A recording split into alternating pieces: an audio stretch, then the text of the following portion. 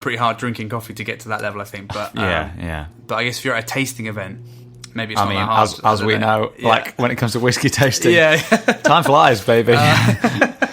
Oh yeah, it's quite easy to drink 20 drams of scotch in a night. I tell you. Oh, God, easy and delightful. Yeah. In equal proportions. Oh my goodness. Jeez. So, but you feel like you learned a lot from this coffee thing, eh? Oh yeah, definitely. Yeah. So even with my relatively basic machine at home, just everything's looking 10 times better. It's looking good. It's still going to take some work. Like some days I wake up and it's like on point. It looks like a cafe, and some days it's not. But sure. But yeah, I'm in the right direction. Great. So you're drinking a lot of lattes / cappuccinos? Exactly. All espresso-based coffees, as opposed to like filter or pour over or other types. So lattes, cappuccinos, flat whites, variations thereof. I tend to see when you're drinking coffee that it's actually a relatively small amount normally. Yeah. At a time. Yeah. Which is, I think, probably the right way of doing it. But do you ever miss just having a big old large glass, or a cup rather, glass, you wouldn't have a glass of it, but a cup or a mug of steaming hot coffee in the morning, and it's just like, oh yeah, that's just like a good, and it's just, doesn't probably taste that great, but it's just hitting you right. Oh yeah. No, you're right. Do you ever... There's a place for all sorts of coffees. Yeah, some are like more than others, but like the stuff you're referring to, the sort of American style, like big mug of steaming hot Java. Cup of Joe. Yeah, cup of Joe. Whenever I go to America, like with work or something, I'll just be there and it just feels right. Like when that guy comes around with the coffee, just like, fill her up, baby. Like, it just smells so good. Especially when it's like free refills and stuff, right? It's just like... yeah, and it's so good. And like, even if a flat white was on offer, I'm still like, nah, just keep filling that mug, you know? It just feels right. I That's think cool. Just different environments. Yeah, sure. Sometimes, or like if I've been, I don't go often, but like if I go camping or, at somebody else's house, like it's a trip away or something, it seems right. If there's like a pot of coffee on the stove or in the machine or something, it's just like, that's good. For sure. Like a lot of other things we like, it's like ritual or whatever, isn't it? Yes. Well, it's like, yeah, I get that. Totally. I totally get that. So yeah, time and a place for everything. You're right. I think I need to maybe expand my coffee mind at the moment. I feel, again, I was speaking to you this weekend about it and listening to you talk to other people about it, and I've got a very... small horizon when it comes to coffee, so I do need to expand that. Basic bitch coffee. Basically, yeah. I love it though. But you're right. I need to get out of this a little bit. Hey, just go to some like specialty espresso bars. Yeah, they'll knock your socks off. Yeah, I need to. I was going to say, like, do you have any sort of chained ones that you think are good to hit, or is it going to have to be a sort of family-owned kind of place? Yeah, it's going to have to be relatively independent. Sure. Yeah, I'm quite a hipster. Sure. Okay. In that fine. Realm. I mean, just because I know especially big ones, your Costas, your Neros, your Starbucks, they're like, I know what sort of coffees they buy, like really dark roasts, and I know like the level of training that they go through and lots of different stuff, and it's just like espresso is like a potion. It's got to be really accurate. Sure. Like, that's one thing I learned on this course. It's like, if you're putting like, 0.4 of a gram too much coffee in there, and it's going to be wrong, basically. It's going to be over or under extracted or whatever.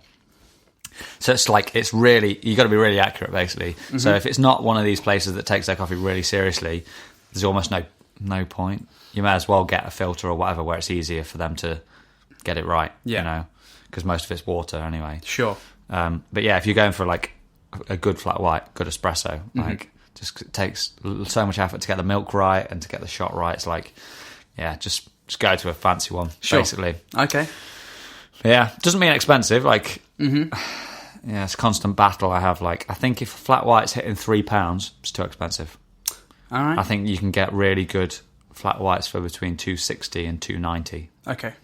That's what I'd expect to pay for a good one. Any more than that, and they're taking the mick. Any particular ones you want to shout out from London area? Or? Oh, yeah. I mean, my local one, Sir Beanton, is fantastic. That's really good. I mean, the name... What a name! I know, I'm sorry. Sir Beanton! It's bad. Thing is, they're like a good coffee shop, but the name is so cheesy. It's like my favourite curry house near me. It's called Currylicious. Oh, amazing! But it's so good. It used to be called Monkeys, which is kind of a cool name, I thought. But right, yeah, Currylicious now. Jeez Louise. What else is good? Common Espresso Bar in Clapham. That's really good. Artisan Coffee, the place that I did the course at. Incredible. Is that Ealing? That's Ealing, yeah, but they have a couple of other branches. I've never been to any of the others, but I'm sure they're all equally as good. Sure. Yeah, I mean, once you've been to a few, you sort of like know the type just from like the decor and the layout. You're like, yeah, it's going to be good. Okay. You know, because they all look similar. So, yeah. Okay, cool. I mean, my go-to coffee place that I tell people now is Monmouth. Oh yeah, cool. In Borough Market, but I know that's not espresso. That's all pour over, isn't it? No. Do they do espresso? Yeah, they do both. Yeah, you can also buy bags of beans. Buy there bags as well, of beans, right? sure. Which I've done a few times. That's an incredible place. Okay, cool, Yeah. nice. Well, there we go. That's on the list as well. All Press in Dalston as well. That's fantastic. Right. Yeah. In fact, one time I was there. I used to live that neck of the woods, so one time when I was there, because they've got a big glass wall from one side to the other. There's like the shop on one side and then the roastery on the other side. So I was just having a nosy basically into the roastery, and one of the employees comes over and he's like, "Do you want a tour?" And I'm like, "Yeah, okay." What? So he just opens the glass door. I walk in and he's like, "Yeah, this is the big roasting thing. This is where the beans come out. This is where it goes. Then we sort it here. We do this X, Y, and Z. Blah blah blah blah blah." Yeah, like a good 10-minute tour, like completely for free. Awesome. And then I'm like, amazing, thanks so much. This is incredible. And he's like, yeah, great. Just like, hope yourself to coffee. And he like shouts over and he's like, oh, I'll get these to whatever they want, no charge. Wow. I was like, amazing. That's awesome. I didn't ask him for it. Didn't anything. He just offered it. That's very cool. He could just see I was interested in it, and so yeah, shout out to them. Great. All Press in Dalston. Did you buy a bag of beans or anything? Did they even sell that? Not on that occasion, but I have bought several bags, cool. on subsequent occasions. That's why you do that stuff, man. It makes sense. Exactly. You get people service. Yeah, for sure. That's what it's all about. It's that time. Pub quiz time, baby. All right, we'll have a sting there or something. We just need a really crackly microphone. Like, can you hear me? Everybody hear me? Pub quiz time. Yeah. Dum, dum, dum. Yeah. Like, everybody hear me? Some sort of feedback as well. Okay, so today's... Speak up! Can you hear me? Can you hear me in the snog? The snog. Oh, God. Has everyone given the £2 in? Yeah. Sandra's coming round with a jar. Everyone put your £1 in and take a pencil. All right, so today's a little bit more serious than perhaps normal. Oh, Jesus. So we're keeping on the Trump train. So who's Trump heading off against today? Who's he in the ring with today? His arch nemesis Joe Biden, of course. Oh, dun dun dun. So your job is to figure out our job. I've done a couple of these, but most of them I haven't. Just to check they're not too blue. Exactly. Yeah. Not Democrat wise. Just lame, basically. Yeah. So you got to figure out, or we have to figure out who said these quotes. Now, before we go into it, what I think would be good is maybe we just air some of our preconceptions around these figures, perhaps what their kind of verbiage is, what kind of stuff they say. So Trump. I mean, short sentences. Repetition. Great. Loser. Yeah. As we found out last week, he loves the word loser. Sure. Haters. He loves. Grammatical errors at certain points, which he will fight to double down on the next day. Yeah, Covfefe gate. Oh mate, there's another one recently, wasn't there? Anyway, you know what? I actually don't know whether I've ever read a Biden tweet. So these aren't necessarily tweets; these are just quotes that they've said. Okay, got so you. Bear that in mind. So it's not going to be just written; it will be. So the repetition thing with Trump's huge. Yeah. The sentences that don't quite make sense, but they also make all the sense in the world. Yeah. I guess with Biden, I would say my preconceptions are going to be quite liberal.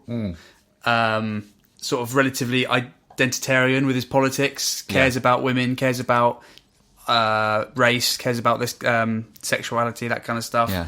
diversity, that kind of thing. Okay, so the context, basically, what they're talking about is, I think it's going to be their opinions. But who knows? Maybe we'll be shocked as we go through. Yeah, I want some clangers. Yeah. I mean, there's one. I can't. I'm not going to say it because maybe it's going to come up. But there's a Biden clanger that always makes me laugh. It's so funny. So hopefully that one comes up. He's had a few. I just can't wait for the debates, but we'll see. Okay, so here's the first one. I think I probably have a much higher IQ than you do. I suspect. I'd be delighted to sit down and compare my IQ to yours if you like. Trump. 100%. We go with Trump? Trump. No chance. I think that Biden. That's Trump. The thing that he's picking up his IQ is got to be Trump, right? Yeah. All right. It's Biden, mate. No. Biden made the remarks responding to a question about his academic record during a campaign in New Hampshire. Biden. That was 87. He said that. Wow. So we got to remember, Biden's been in the game a long time. Yeah, this could be from an entire career. That's so Trumpian. Yeah, it just sounds like him. That? Wow. How funny is that? Incredible. Okay. Off to a good start. Jesus. All right, here we go. Another one. I'm not sorry for anything that I have ever done. I have never been disrespectful intentionally to a man or a woman. I mean, I feel like Donald again. My gut is heavy But D. that first one shook me to my core. Me too. I don't know anything anymore. I feel like just because Trump tends not to back down, even when, like Covfefe, when it was clearly just a typo, it's no biggie, just it's a typo. But he still will not back down. So the fact that he doesn't regret a single thing. Yeah, I'm not sorry for anything that I've ever done. Yeah, that's making me think Trump again. The only thing that's making me think Biden possibly is the fact that he said, I've never been disrespectful intentionally to a man or a woman. Whereas I feel like Trump would say, I've never been disrespectful to a man or a woman. Full stop. Full stop. But I think we got to go with Trump on this one, right? Okay, do it. Let's do it. Biden again, wow. Mate. What's going on? What is happening? Okay, made the comment after a speech in Washington in April this year. After several women came forward to say that he had touched them inappropriately. Okay, well. Gordon Bennett. Blimey. All right. Here we go. This is just 3 in a row, by the way. So at some point we've got to hit a Trump quote, right? Yeah. Well, no. It could just be all Biden. Who knows? We know that you keep screwing up with the statistics. The hand has no memory. The cards have no memory. All right. Here we go. I punched my music teacher because I didn't think he knew anything about music, and I almost got expelled. I'm not proud of that, but it's clear evidence that even early on I had a tendency to stand up and make my opinions known in a very forceful way. That's a bit eloquent for Trump, but that's what I was thinking. Trump. And I feel like Biden might want to say something that's a little bit rough around the edges, a bit like, I punched a man, I'm going to go Biden again. Yeah. You're right, it just doesn't sound like Trump, does it? No. Oh my God, it's Trump. What's going on? We suck at this game. I thought we knew Donald. I thought we knew him. That's from his book, The Art of the Deal, apparently. You know... That was ghostwritten, though, for sure. I mean, I got the audiobook a few years ago. I think it's when Fire and Fury came out. I got both of them at the same time. Right. It's really bad. The Art of the Deal. Really? It's like, I mean, maybe the business insight in it is good, but just the writing, I was just like, it was so disjointed. Like, I remember listening to it and just being like, it's like, this one time this guy came into my office and I said, no deal. Next story. Well, this one time I did this. It's like, it's almost like this one time at band camp. It was like, there was no storyline. It was just like, this happened to me once and you need to do this. Wow. Next chapter. It was like bullet points almost of like funny, aggressive stuff that happened in business. So maybe you did write it then? Maybe. It sounds like he's never written a book before in his life and he just decided, I'm going to write a book. Boom. Yeah, it wasn't a page turner. No. Yeah, for sure. Interesting. The Art of the Deal. So how many people have bought that thinking they're going to learn some sort of like secret business? I mean, it's probably the same dudes that buy the game. Yeah. The pickup book. How to pick up chicks thing. Man. Yeah. Just, oh dear. If you've got one, you've got the other. Yeah, exactly right. That's true. Not me though. I didn't finish the other deal. Okay, here we go. Here's another one.